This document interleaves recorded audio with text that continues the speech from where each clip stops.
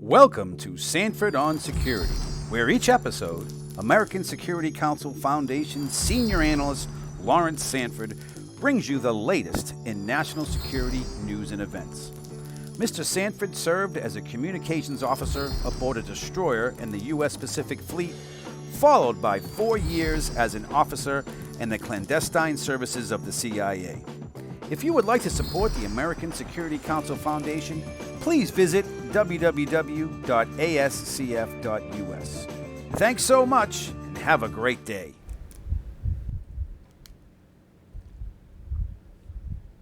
Good day. I am Laurence Sanford. I'm Senior Analyst with the American Security Council Foundation. We are a 501c3 nonprofit organization whose mission is to educate and engage Americans on issues of national security, economic security, and moral leadership. Our motto is peace through strength. I have with me today Mr. Rudy Enders, 30-year veteran of the CIA Special Operations, and he'll give us a brief background on how he got involved in the agency and some of the interesting people and events that occurred during his 30-year career with the agency. So Rudy, welcome. Well, thank you. I'll just explain that my talk is going to be limited to a period between 1960 and 1990, which is the 30 year that I worked as a Special Operations Officer for the Central Intelligence Agency. I don't want to go beyond that because when I left the agency, I sort of kept my nose out of all the business that they were doing. So I'm not privy to comment either way on that. But I do want to mention that my whole thinking in terms of joining CIA was highly influenced by what happened in World War II and in the aftermath with the communist expansion all over the world, and that led to working with the people that had served in World War II. I developed a great respect and admiration for those that served during this period of time, so it influenced my thinking as to why I joined the agency and how I later performed. I wanted to measure up to the people that preceded me.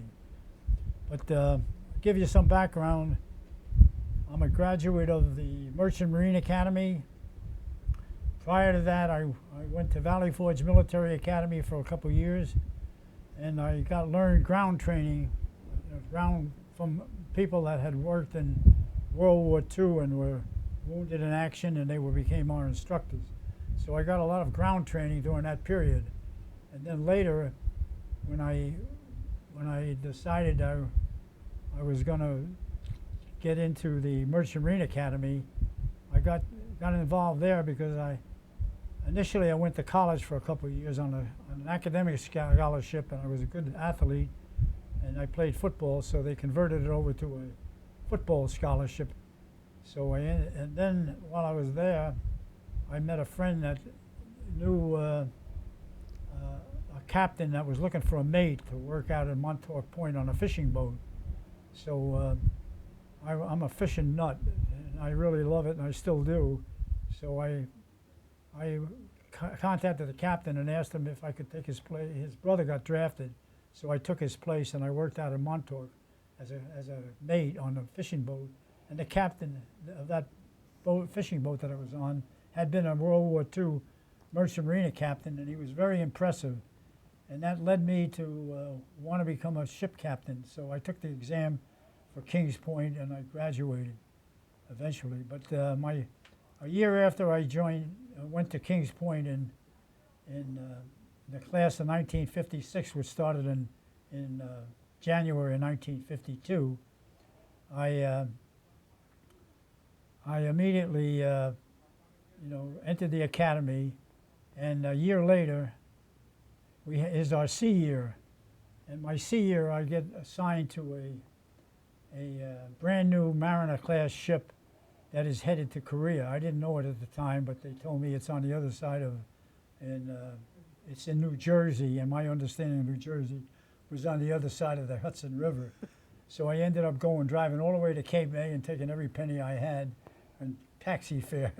And then we went by this place about 3 times before the light went on. I realized it was an ammunition loading depot. And then we found out that we're heading to Korea with 16,000 tons of high explosive and ammunition during the Korean War in 1953. So we go through the Panama Canal, and the Chinese had submarines, so I remember worrying about getting torpedoed in somewhere in the North Pacific. But I ended up in Korea for 4 months, and then we came back through Japan and then back home. But it was sort of an eye-opener, because in Kings Point it's very regimented and very disciplined the first year, and then the second year you go out to sea, and it's like coming out of a penitentiary, you know, and then meeting everybody on the outside. So it's a big change, but it's an eye-opener, so you find out what the real world is all about, which is really great.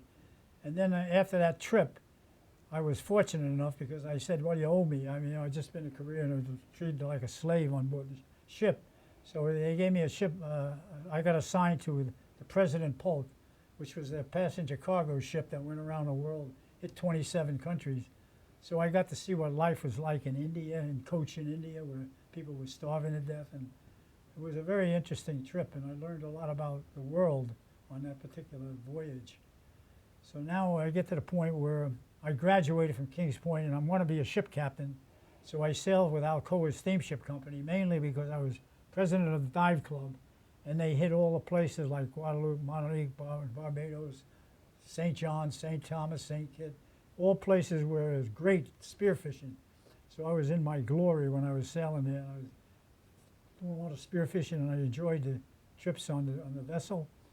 So I sailed a year, and then I upgraded my license to second mate, and I was in New York, and I figured, being that I had been to Korea, and I was there and got the Korean medal of, you know, everybody got a medal that went to Korea during that period, military medals. So I got that, and then I figured that the draft board would not draft me, but they did. So now I'm on my way to make a decision, because I'm Naval Reserve, so I have to activate my commission. So I run into a fellow Kings Pointer in Manhattan, and he tells me, he says, Rudy, he says, if you go in the Navy, they're going to put you on an AKA or an APA, an auxiliary, and you're going to go crazy. He says, they got 50 officers up there, and they only need 4. He says, I said, well, what's the alternative? He says, it's EOD. I said, what's EOD? Explosive Ordnance Disposal. He says, don't get excited. He says, you're president of the dive club, and what they do is they send you to Key West to the underwater swimmer school, and you get your scuba training there, and then you go to Indian Head, Maryland, and they give you the hard hat and shallow water diving, and you learn how to disarm all the underwater ordnance, mines, depth charges, torpedoes, etc., and plus all the other ordnance that's in the world. And then when you finish that, they send you to special weapons training, which is nuclear weapon. So that really intrigued me. So I said, well, how do I do that? He said, well, you give this guy a call. This is Captain Hamilton. He says he's in the, he's a lieutenant at the time. He's at the Naval EOD school. He was the administration officer there. So I get his telephone number, and I give him a call.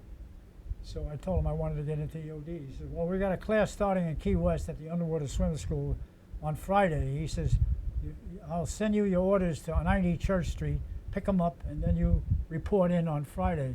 That's when the class starts. So I did that, and I had money because I bought a brand new Ford Thunderbird, so I was able to drive all the way from New York all the way up to Key West, and I check into the Underwater Swimmer School. And the commanding officer is a World War II veteran that's been in the Battle of Iwo Jima and Saipan and all that. And I come in the office and salute, and he looks at me and he says, "Ensign Enders?" I says, "Yes, sir." He says, "You're a week late." So then I explained to him, what happened, that I just got my orders on Wednesday and here I am. So he says, "I'll tell you what." He says, we have a diving medicine test on Monday, and he says also a 1,500-yard swim in the afternoon. If you pass the diving medicine test and you make the swim in the afternoon, he says, I'll let you in the class. So I said, well, that sounds pretty good. So I said, thank you. And then as I'm walking out, he stops me. He said, "Incident?" I said, yeah. He says, I'm going to be making a swim with you. So I figured, oh, geez, now I'm really going to be tested. But I was in good shape because we had planned on doing some deep diving, and we dove on a submarine around Block Island with my former. I was president of the dive club in Kings Point, so I was interested in, I was in great shape, let's say, at the time. So I passed the diving test because it was exactly what we were teaching our people, in that Kings Point, because we were making some pretty big dives, and we knew about all of the diving medicine problems that could develop, air embolism and nitrogen narcosis, et cetera. We knew all of that. So anyway, on the first, I passed the test and got a high mark on it. I think I got almost 100 on it. And then on the swim, 1,500-yard swim, I didn't know about the buddy system. I just jumped in the water and I just swam like hell for the beach. But I didn't realize that he paired me off with the fastest swimmer, and he wasn't one of them, so he quit about 500 yards. But I could tell he was running out of air because he was breathing like crazy, so he left, and he had an excuse to check on everybody else, so he let me go. And then I ended up on a beach about 300 yards against everybody, including their fastest swimmer. But I didn't know that. Then I got bawled out by the medical officer by leaving my swim buddy. But anyway, later on in the course, he comes up to me and he says, Mr. Enders, he says, when you graduate from the EOD school, he says, we would like you to have come back and be our training officer. I said, well, that's amazing. I said, I really love this, so I was so happy to come back there, because this is just like Key West in those days. Nobody dove on the outer reef, and I'm a spear fisherman. So, this was like being assigned to heaven. So, I just couldn't wait to get my orders and be assigned there, which I did. When I graduated, sure enough, I get sent to Key West. And then I'm there for a while, and who do you think shows up? The executive officer is Bill Hamilton, the guy I called, who was a UDT commander. And he's right there, my boss. So we've developed a tremendous relationship. He was one of the finest officers I ever. He was a Naval Academy graduate. He flew. He was an aircraft carrier pilot, and he flew in Korea. And then he got into UDT and became a UDT commander. So we had a hell of a relationship there. So that was really a plus. But right around the time, this was I had friends that was in. One guy was in the CIA, and around the time of the Bay of Pigs. So I was privy of the agency's involvement in Stock Island over there, the old Havana Coffee building, which I was aware of. But I wasn't assigned there, but I was getting out in early 1980. No, what year? This is 81, I think, 81. 61. 61, yeah. Okay. So I was getting out of the Navy in October. I think that was they had to move it to October. I was supposed to get out early in January, but I ended up in October because I ended up starting in there, and then my time was up. But I got bit by an eel when I was diving on a reef, and I couldn't get a medical discharge until October.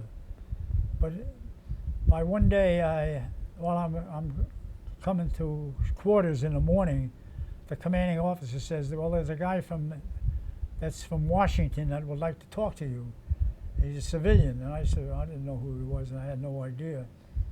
So when I met him, he explains that he was a former OSS officer, that he's now with the Central Intelligence Agency, and they were interested in me joining the Central Intelligence Agency for a special mission, which I don't want to get into too much detail. But when he explained it to me, I said, well, Jesus, sign me up. I said, I'll sign right here, because it's right down my alley, involved exactly what I was involved in doing. So I joined the agency at that point as a contract officer, but they said, no, we don't want you as a contract officer on the outside. He said, we want you on the inside so you can send traffic, et cetera, and train people. And so I signed up, and then when I worked out there, I was doing menial jobs initially, trying to get the boats ready. Rudy, what's the difference between a contract officer and an inside officer? Well, one is exposed to traffic, and the other guy's put in a more dangerous position of getting captured. They didn't want to have anybody. That's the contract. the outside contract, so they don't let him in the building so that he can disclose some of the inside stuff. But the case officers on the inside are not supposed to be put in danger, you know, so you're working remotely, you know, more or less. It's sort of like a case officer handles the outside spy. Right. The outside, well, they're considered case officers, but they're outside case officers. They run teams and stuff like that, but they may join a team, you know, at some point, like Grayson Lynch was on the beach. Okay. So, but anyway, I was considered for inside, and it took a while to get my clearance. So I get my clearance, and then I get moved from Key West to Miami. So now I'm part of the Miami station. And I'm a new guy, and I don't know much about the CIA. I check in, and I run into a Kings Pointer, believe it or not, that is running a team that is being planned to enter to Pinar del Rio province inside of Cuba. And by this time, the Cubans had put interlocking radar along the entire north coast. So when you looked at it from a standpoint of infiltrating and trying to do this clandestinely, it was pretty damn near impossible to do it on the north coast. So I had to come up with a plan to infiltrate these people on the south coast, which was around a 1,200-mile trip. And we didn't have anything that could go that far, you know, unless very slowly. So I said, well, we'll figure out how to do it. And I did. I come up with a plan. And when I first presented it, everybody looked at me like I'm a nut. But I can understand why. I'm a new guy, and I came up with this radical plan. And I had trouble even convincing the chief of operations to do this, you know. So it took a lot of persuasion, but I finally went up to him and I said, look, I've been doing this my whole life. I said, if this operation doesn't work, I'll quit. You can fire me, you can do whatever you want. But I'll tell you right now, it'll work. So he finally relented, and he let me run the operation. So we ran the operation, and it was a fantastic one. I mean, we had an LCI in Fort Pierce, and I figured we could tow a boat. What's an LCI? A landing craft infantry. It's a World War II infantry. They put, infantry aboard, and it was used in many operations in the Pacific. But we got one from the military, and that was used in the Bay of Pigs, by the way. It was the Blagar, the Lobby J and the Blagar. I got the Blagar, and they changed the name, and we called it the Valaro. So that was but the case officer didn't know anything about maritime, so I ended up being the case officer of that. And then we, at this time, didn't have fiberglass boats, so we only had wooden boats. So I figured we could tow a wooden boat where you had to beef it up. We had to beef up the ribs and then run wire back through the bow of the stern. We're going to pull it. So they were pulling from midship. We're not going to pull a boat apart. And then we had to have a long hawser, about a 5-inch hawser, that acts as a shock absorber, and then tow it through the Straits of Florida and to go around to the south coast. And they would release it from 20 miles out and then go in behind the Isle of Pines and put the team up the San Juan River, which sounded kind of ridiculous, but we were carrying a canoe, and they could go up the river and then cast the canoe and sink it, because it's fiberglass. At that time, they had canoes were, and they put plugs in it. They could use it for resupply. Well, the operation went pretty well, except that when they first boarded the canoe, it turned upside down, so they had to turn it back up and put all the stuff. But everything was in watertight compartments, so it worked out pretty good. But the team went in, and I didn't find out about it, but that team, we supplied that team at least 3 or 4 times while I was there. Same method. And then eventually, right, this team operated, and I didn't know about this for years and years and years. And it was just another infiltration as far as I was concerned. We were involved in a lot of operations, I mean, that was only one of many. And a lot of I was putting teams in, and later as a maritime officer, I was involved in a lot of operations. But it was all clandestine, we had to write op plans, and they required like 16 or 17 different copies of the op plan. So I was a little nervous about, why would they need 17 plans? Yeah. Doesn't this sort of, go against security? Yeah, I know. But anyway, I figured out a way to doctor up the plan to where nobody could figure out where we're going, but I did. And nobody knew about it. Nobody ever did find out about it. But what I did is I messed with the longitude, because I was the only one that briefed the operation. So, and the team leader knew where we were going, and he didn't need the coordinates. The coordinates just went to headquarters. So I just doctored up the longitude. That's all. Oh, I see. Yeah. And then they couldn't tell where it's going to go. But I never had anybody meet me on the beach either. All the operations went on smoothly. So I felt pretty good about that. But I never changed it. I never told anybody about it either. But anyway, my career there was constant. Putting teams in, putting out, and then. One of the things you mentioned to me is that you learned after a while that you always said yes, sir, to the commanding officer, and then pretty much went ahead and did what you thought was best. Well, that had to do with one time we were running an operation, and this was an operation that we were with the commandos. We had two commandos units. One was run by a guy that had landed the day after Normandy on June 7th. And fought all the way to the Battle of the Bulge. It was Grayston Lynch, his name, and he influenced my background, my thinking considerably, because Gray was in a class by himself. He ended up being a sergeant, and he fought his way all the way up to the Siegfried line, which was right along the, going into the Germany, So he said, I was out on patrol. He says as a sergeant. And I was behind enemy lines, and he says I was about 3 miles behind enemy lines. I went past the Siegfried line. I went up on a hill, and I looked through the binoculars, and the entire German army was coming at me.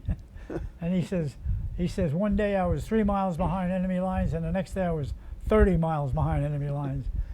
So he said I linked up eventually with a lieutenant, and we drove, and we were stopped by all these people that Skorzeny had sent, to interfere with and put different signs and everything, and asking me who won the World Series. I'm not a baseball player.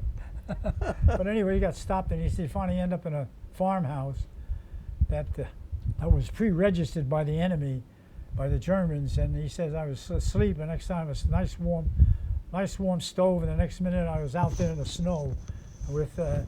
And he says we got the building was blown apart by this artillery round from a railroad gun. And he says, the guy next to me was still sleeping, so I shook him, and he was dead. But anyway, he said, then he heard everybody moaning and groaning, so he reached down and looked at his, felt something trickle down his leg, and he picked it up and looked at it, and it was blood. So he says, then I started moaning and groaning. But he had a great sense of humor. But anyway, we're running this briefing, and the chief of station at the time was new, and he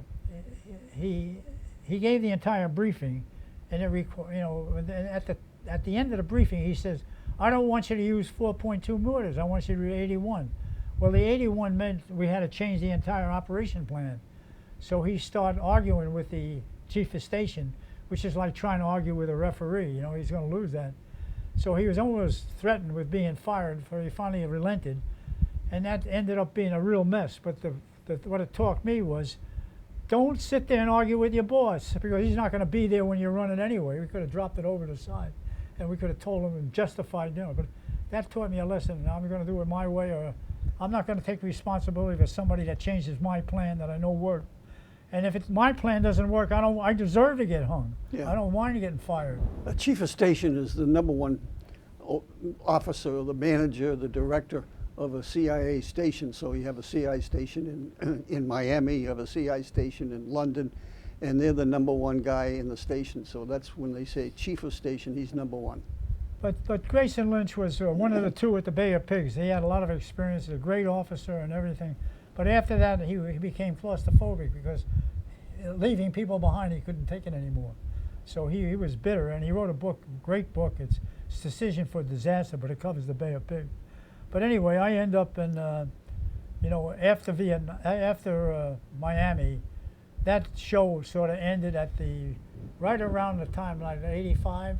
So Hamilton, by this time, I didn't know this, but he's working now with the Navy and also with CIA. So he arranged for me to get involved with the first plank member SEALs that were formed. This is the first SEAL unit, and they were on an exercise up in Eglin, around Eglin and Orbit Field, and he embedded me with that group, and I operated like about 3-week exercise, and he paired me off with a special forces captain that had put 2 tours in Vietnam. So I really got a real good feel for what not to do when I got to Vietnam as an ops officer. So this is around 65, 66? Yeah, this is 65. Okay.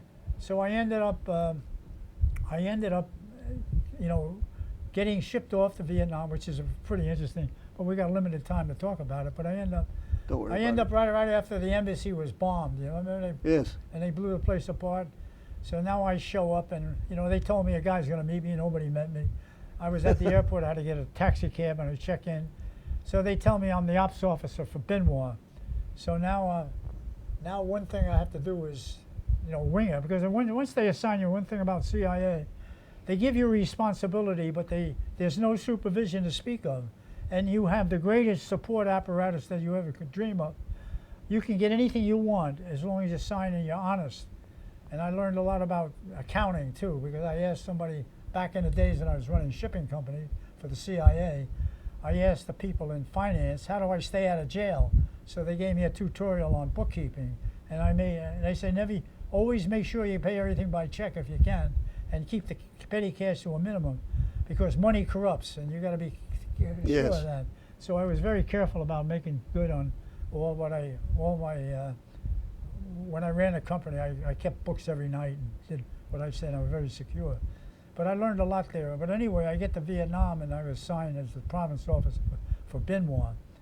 And that was, like I said, I was left on my own. And I had, initially I got briefed by the guy that was there for me, a guy named John Scott, and he had a relationship with the province chief. But he only had a handful of people that were basically a SWAT team. And there were 11 of them. And he said, well, this is, we got it. And I said, well, it strikes me, you know, with all these teams and everything, I visited them, and I could see a need for more security than they had, because they were limited. And I think we were being attacked by the enemy in certain bad areas, and I was going to take the fight to the enemy. So I had visions to increase it. So I ended up building a camp out of town.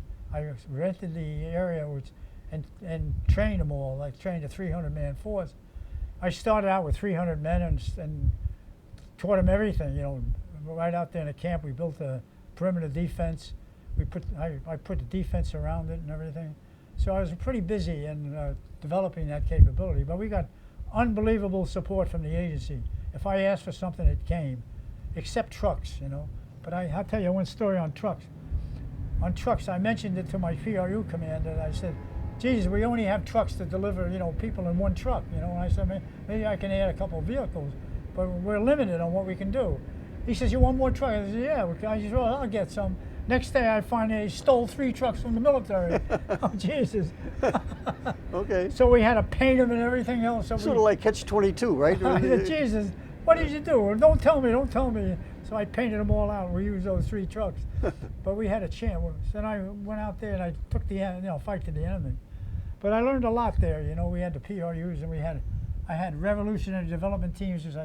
I don't know, we got limited on the amount of time. I can't get into No, that's the whole okay, program. Rudy. Just don't worry about the time. But they were 59-man teams. They're out, you know, to move into an area, help the people and all that. And in return, they give you intelligence. You provide security while they're there. You train a self-defense force. You do all that.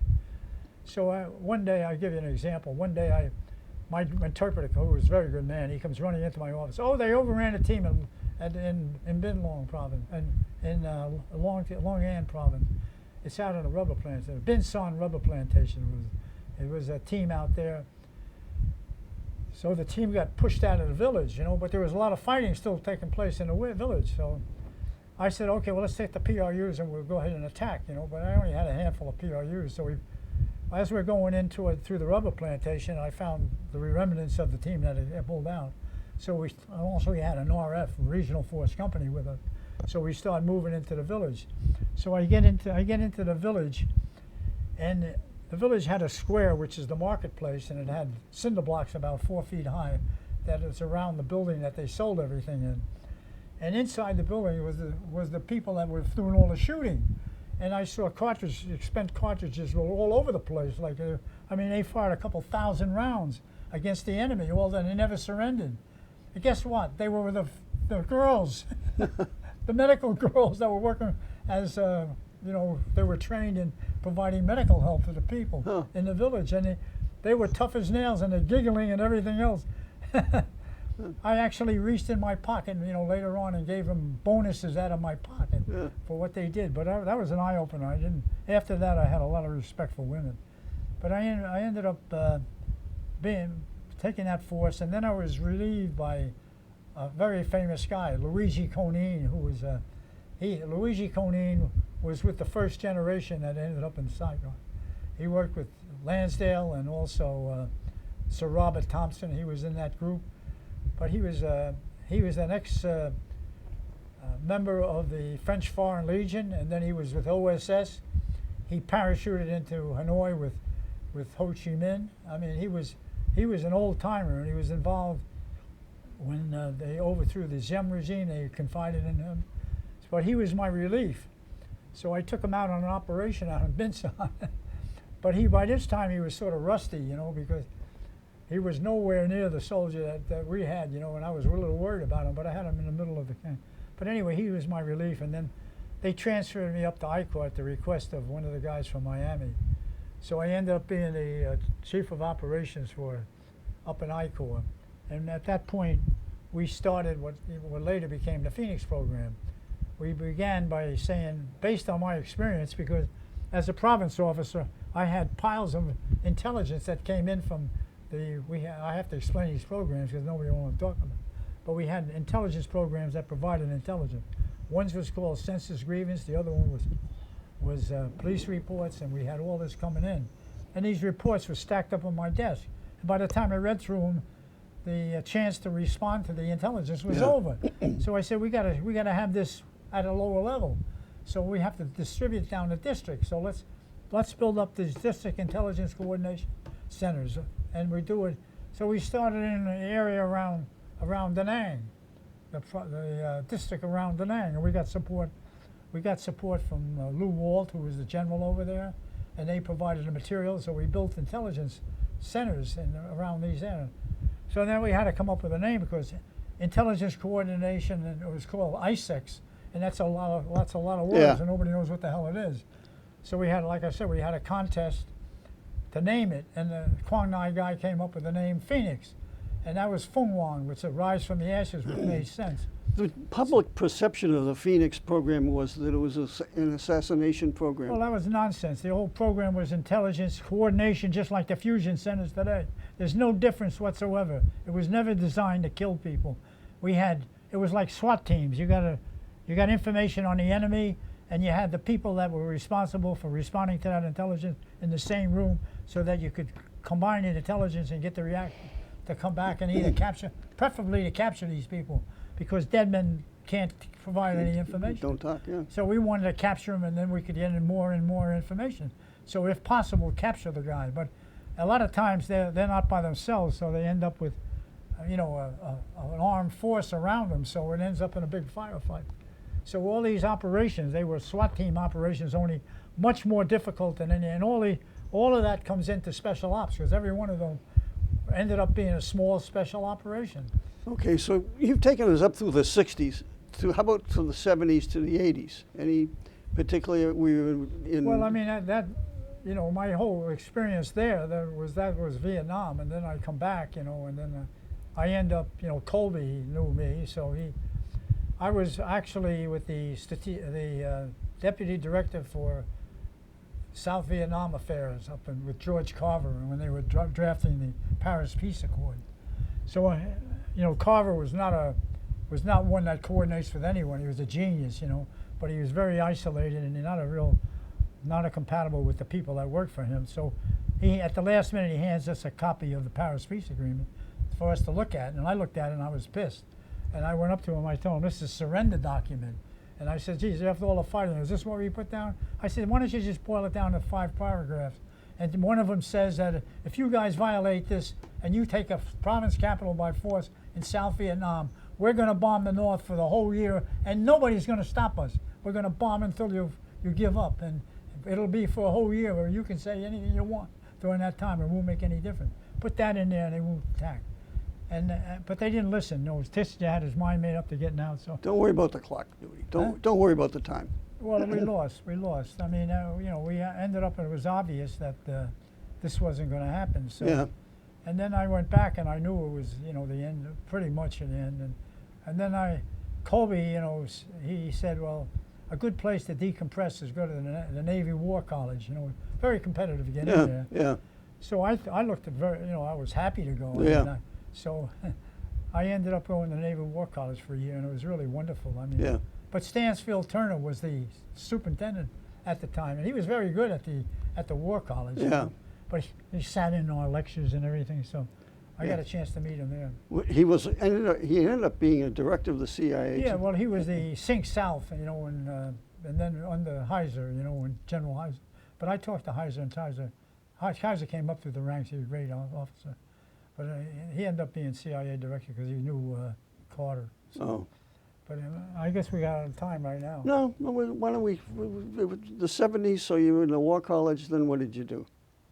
Well, at the War College, I came back, you know. Back to headquarters. Yeah, back to headquarters, you know. So now in the aftermath of, they were wondering, what should I do with Rudy, you know, after all this and all that. So they had, in the Special Operations Group, we had air, maritime, and ground. And then we also had plans. Plans was like a little intelligence collection. So we kept track of all the hot spots in the world, and so that we got a heads up on all the different crisis potentials that we might get involved in, so we weren't caught short.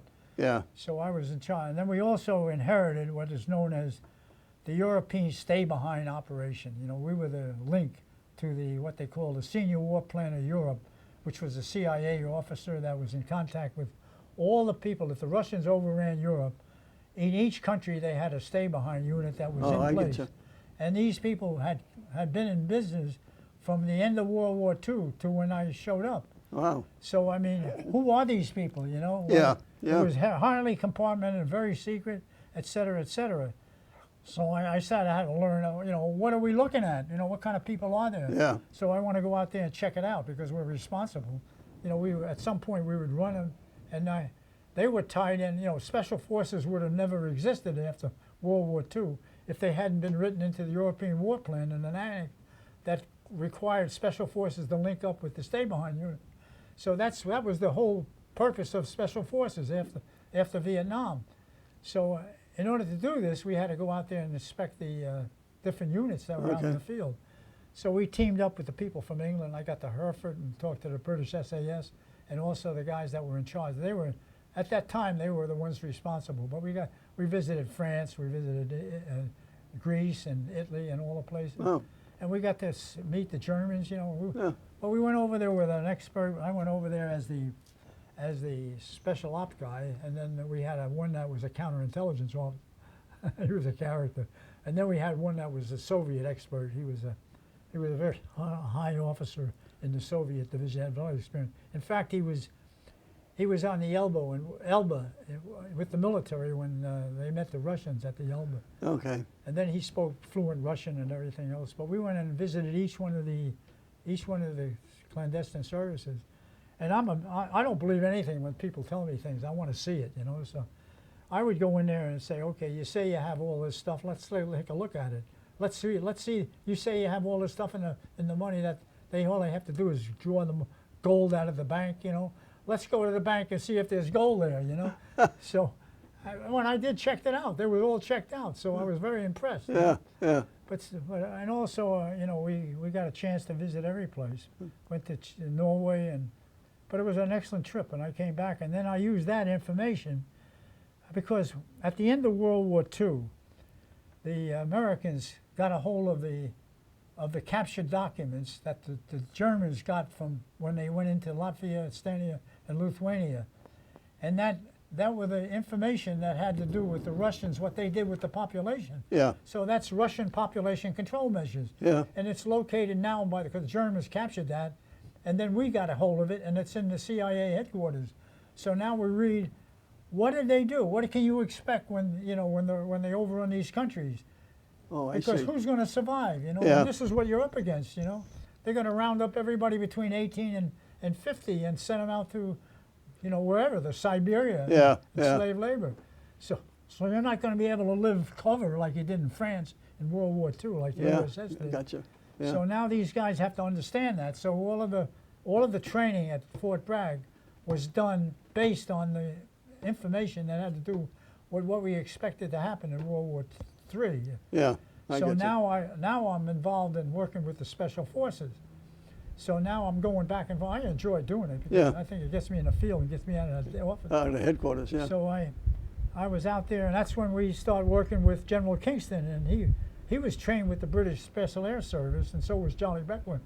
So their whole training was based on knowing exactly how to do this. So all of those Robin Sage exercises, which is the officer training program, had to be set up in advance. So I ended up going out to Fort Bragg, and we had to have permission from the farmers and everybody if we're going to go through their property. So we had to set up the exercise in advance and then accomplish all of the stuff that they were expected to do in wartime. Rudy, so far in your career, you've traveled all the places all over the world. How much time do you spend at home? I got home enough to cause trouble. Okay. But I mean, I was actually, when I left, it was kind of difficult because of my wife. She had like an ovary, but somebody took care of her. Some neighbor came in and helped her. But I mean, it was tough. It was tough because if she got in trouble, there was nobody there to really step in. And also, well, it was. I mean, she's tough. I mean, I'm married to a Vietnamese, and she was in Way City during the Tet Offensive. And all I got to say is, there's a fearless woman if I ever saw one. Yeah. Okay. But I was really lucky, Okay. Well, But it's only the beginning. I end up, like I say, I was up there, and then Delta was formed out of the Special Forces, and of course, the word came down that Kingston have to designate somebody to form Delta. So we're working with Charlie Beckwith, so it was natural for us to be the conduit. So a lot of the stuff that Delta did, their exercise and everything, we were working hand in hand. And then they couldn't get all the equipment too. They got it from us. Like weapons that would not go through, and if they had to take an aircraft, silent weapons and stuff like that. Yeah. And then actually their training, in order for Delta to reach they got to be validated. So there's a validation exercise. It took place at our farm. Oh. We had to set that up in advance. So the one had a plane takedown, and the other one was a Husky rescue, and that's to get validation. And they no sooner get validated when the embassy in Iran was overrun. And again, I'm sitting there in Plans Branch, and my God, so Rudy, you got to go. Well, this is pretty interesting. I mean, this will be the last story because we. Okay, this one's in there. But anyway, I get a call and they say, Rudy, they overran the embassy in Iran, and Ross Perot is coming here to see the DCI, and there's going to be a meeting up at his office tomorrow. So I want you to be there, So I know nothing about Iran. I've never been there. I don't know anything about the building. I'm thinking the embassy like in Saigon. So I called up the people that make model airplanes and the tech people. I said I need a model of the embassy in Tehran. Oh yes sir, okay, well I need it for tomorrow, for tomorrow's meeting for Ross Perot. They come up with a 4x8 thing that folds out, and it's a compound that's 25 acres big, and it's got three big buildings in the middle. It's got a chancellery. It's got the whole, And they pulled this together in a day. They did it one day, overnight, and it had trees in it even. And they had a commissary, and they had a motor pool. They had this, where the main chancellor was. So now I'm looking at this thing and I'm saying, Jesus, Charlie's got a real problem. This is not an easy operation. You know? But I said I got to get this down to Charlie Beckwith because he's got to see what he's up against. So when I talked to Charlie, I said, I mean, they got the hostages in there, but let me tell you, the temptation is going to be to parachute in there. But if you parachute in there and you don't have a lift out, you're going to be joining the hostages. Yeah. So that sort of was the ground for the helicopters. But anyway, my role during the entire early part of the operation was to develop the internal plan that would, they needed trucks and they needed truck farm and they needed this. So my role was internally to support whatever Vought wanted to do. General Ward had his own people, and they had FI people in there. And they weren't much help because nobody came up with where these people were, and nobody found them. Or just by luck we found out where they were at the last minute. But anyway, we're working with them during this period. It was very, but my time initially was there. But then after Desert One, you know, we put the lights in, and we knew Carter was really serious when he approved that operation. Up until that time, we said they'll never do it. Because he didn't do anything previously to that, so we didn't believe it. But anyway, when he said we're going to go, and then we knew that it was serious. So now our flight, we went in there with a great man, this air control guy from the Air Force. Our pilot, who was Jim Ryan, who was fantastic, one of the best pilots ever. And then Bud McBroom was the co-pilot. And they had to have an emergency plan. They had to have an all-terrain vehicle to get to the Persian Gulf if we had an extra. But they had contingency. Had to put lights in and step off the field, take pentometer. It was a lot involved there, you know. But anyway, after Desert One, they changed. Gas was replaced with General Secord. Secord had been the MAG inside of Iran. So, and Secord came over to the agency and he said, what we like, he says, we don't want an FI officer, you know, because we know the hostage is somewhere. That's up for you to find out. But we'd like to have a combat experience, super grade paramilitary officer assigned to the staff. So McMahon says, well, who do you want? He said, well, that's up to you to decide. But anyway, it's filtered down as they sent me over there. So I ended up in the aftermath of Desert One. I was sent over there to work as the CIA representative to the task force to rescue these people. So now we had everything in the whole Army, whole military inventory at our disposal. C5s, 141s, 130s. The Black Horse just came online. We had the first SAO. We had everything. We had 500D helicopters and everything. So now we're coming up with contingency plans that in the event there are two locations, we can hit 2 or 3 simultaneously. We can do this, we can do that. So these were under the title of Honey Badger, and they were called Snowbird options, you know, and we tested them, and I was involved in all of that. So, and all of that is probably still in the inventory. I'm not going to get into it, but we came up with, and we tested it too. That's the main thing. But that was one of the most. But it was all irrelevant when Reagan was elected and the deal was made. Well, it was irrelevant to the point where if it happens again, we can use the same way of getting in and what the heck. So I get you. I mean, that's in the inventory, and it's over there in MacDill. I visited MacDill, and they're going to give me a briefing on what we gave them. I got a kick out of it. But, I mean, that was that. And then, I mean, if you're in an SOG, I mean, I got back and they sent me to Africa, you know, when the Cubans, when it became impossible. So I go out there, and that's a story in itself. I don't want to get into We'll get it. We'll have that for another episode. That's okay. too much, but that I mean. Rudy, it's a fascinating career. So from 1960 to 1990, with the fall of the Berlin Wall, you were there. Well, yeah. Well, I tell you, like I said, I don't think there's any, you know, for a guy like me and the experience of working in special operations, the trust that they give you, a case officer, the support they give you, you're the link to the richest country on earth. And if I tell you, they give you such a free hand that it's almost embarrassing. But I mean, if you're like me, and I keep asking guys, you know, that think the same way, they say they didn't have to pay me to do this job. I would have done it for nothing. I mean, that's mentality. That's saying something. When you, I know a couple of guys that I talk to, and they say the same thing. Oh. So I mean, I consider it an honor to be able to serve in that capacity. And I consider it an honor that you were with us today. Thank you very much, Rudy. Oh, thank you. Thank you.